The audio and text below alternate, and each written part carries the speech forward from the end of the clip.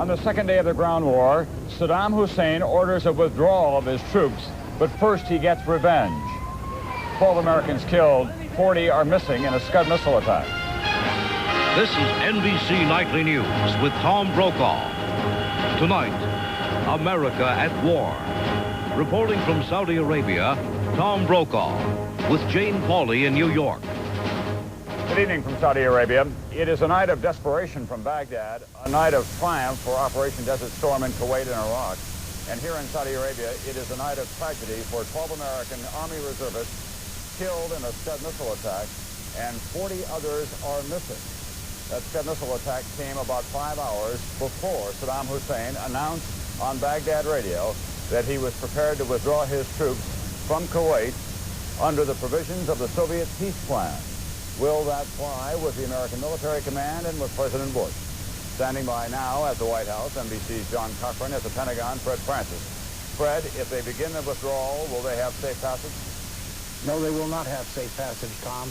Under previously dictated policy by this administration, they have to leave their equipment in place at this point if they want to withdraw. One senior official told NBC News a short time ago, remember Khafji.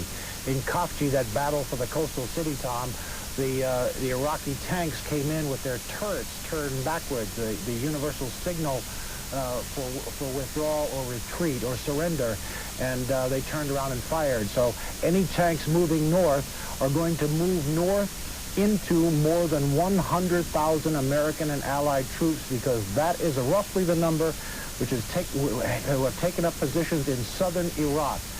As a matter of fact, Tom, American and Allied troops are within 150 miles of Baghdad.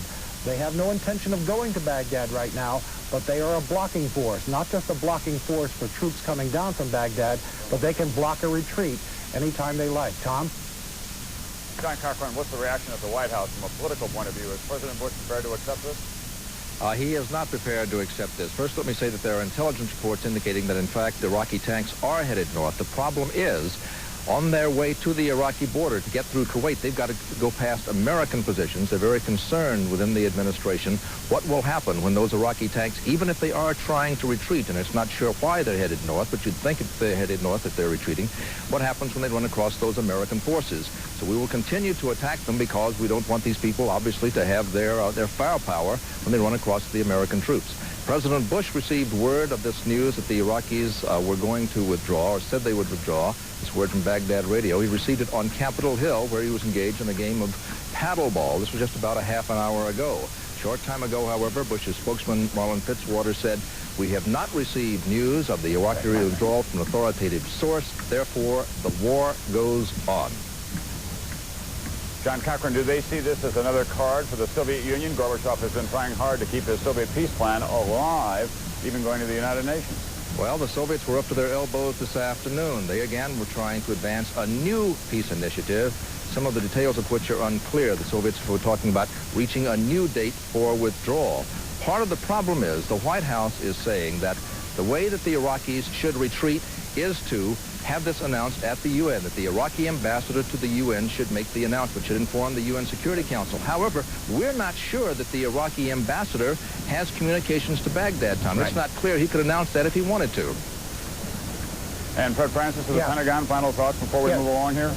Tom, Baghdad has almost no communications with its troops in the field. Today, U.S. intelligence intercepted communications from Iraqi commanders pleading with Baghdad to allow them to retreat. The communication said at least 7 Iraqi divisions could no longer fight. So that was in the clear, picked up by U.S. officials. So indeed, the Iraqi army is in terrible shape. Tom? Fred Francis and John Cochran will be coming back to both of you as we proceed with this extraordinary evening of developments here in the Persian Gulf.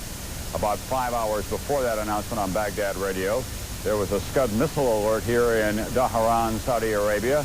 Then the all clear was sounded. We thought that the Patriot missiles had once again executed a successful intercept, but that was not the case.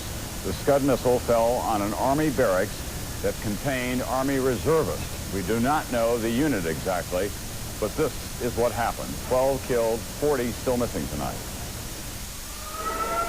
The missile's warhead, or debris, slammed into the barracks as troops were sitting down to dinner. The whole thing's gone. Everybody in it is either wounded or dead. How many people were inside? About 130 maybe. There's 53 for sure. That was my unit. They're gone. That was a survivor of tonight's Scud missile attack, the first ever to successfully hit an American target. One of these ambulances has to go up there. Oh, the people are up here. About 150 men and women, members of a U.S. military transport company, were living in this former warehouse on the east side of Dhahran. An eyewitness said the victims had no warning. Split seconds. Dozens of ambulances, Saudi and American, rushed to the scene. Rescue workers pulled the injured from the wreckage, but some were beyond help. The twisted framework of the warehouse seemed to indicate the warhead scored a direct hit. Hours after the flames were out, emergency teams continued to pick through the debris for more victims. The search is expected to last through the night. There were 12 killed and at least 40 more are missing, and in the ground war, in 2 days of fighting so far, only 4 Americans have been killed in action in all of that. These people thought that they were safely out of harm's way. Before the Scud attack, the American commanders from Operation Desert Storm were restrained, but clearly very optimistic about the progress that they are making so far. General Walter Boomer, who is the Marine boss in this theater, said it's not over until it's over, but he predicted that it would be over in a matter of days, not weeks.